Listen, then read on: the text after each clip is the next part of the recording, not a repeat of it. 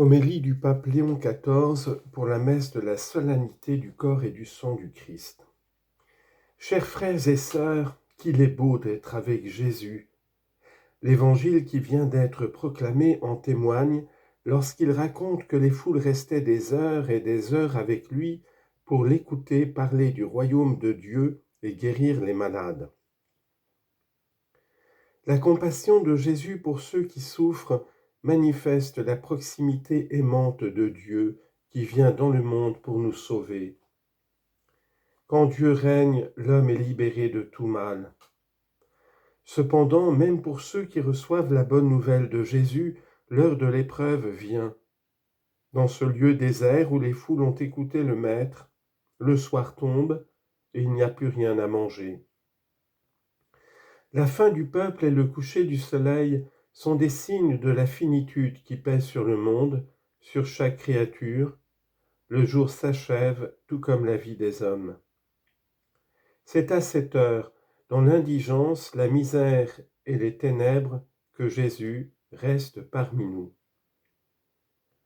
Au moment même où le soleil décline et où la faim grandit, alors que les apôtres eux-mêmes demandent de renvoyer la foule, le Christ nous surprend par sa miséricorde.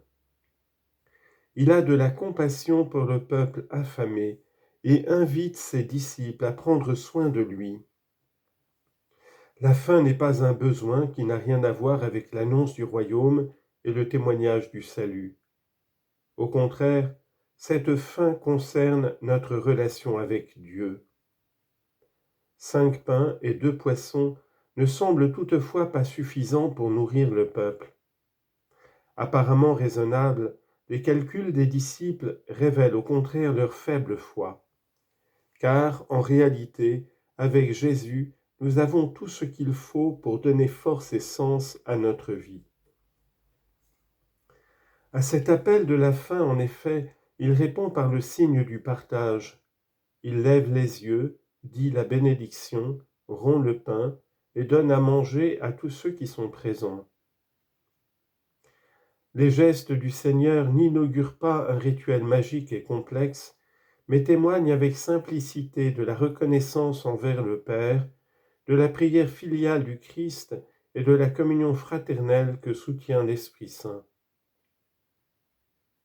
Pour multiplier les pains et les poissons, Jésus divise ceux qui sont là.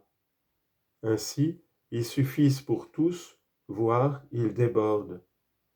Après avoir mangé et mangé à satiété, ils emportèrent 12 paniers. Telle est la logique qui sauve le peuple affamé. Jésus agit selon le style de Dieu en enseignant à faire de même. Aujourd'hui, en lieu et place des foules mentionnées dans l'Évangile, il y a des peuples entiers humiliés par la cupidité des autres plus encore que par leur propre faim. Face à la misère de beaucoup, le cumul des richesses par quelques-uns est signe d'une arrogance indifférente qui engendre la souffrance et l'injustice.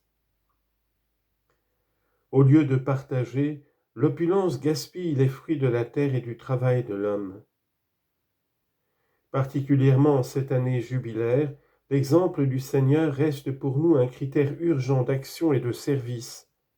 Partager le pain pour multiplier l'espérance, c'est proclamer l'avènement du royaume de Dieu. En nourrissant les foules, Jésus annonce en effet qu'il sauvera tout le monde de la mort. Tel est le mystère de la foi que nous célébrons dans le sacrement de l'Eucharistie. De même que la faim est un signe de notre pauvreté extrême, ainsi rompre le pain est un signe du don divin du salut. Mes très chers amis, le Christ est la réponse de Dieu à la faim de l'homme, car son corps est le pain de la vie éternelle. Prenez et mangez-en tous. L'invitation de Jésus embrasse notre expérience quotidienne. Pour vivre, nous avons besoin de nous nourrir de la vie en la prenant aux plantes et aux animaux. Pourtant, manger quelque chose de mort nous rappelle que nous aussi, malgré ce que nous mangeons, nous mourrons. En revanche, Lorsque nous nous nourrissons de Jésus, pain vivant et véritable, nous vivons pour lui.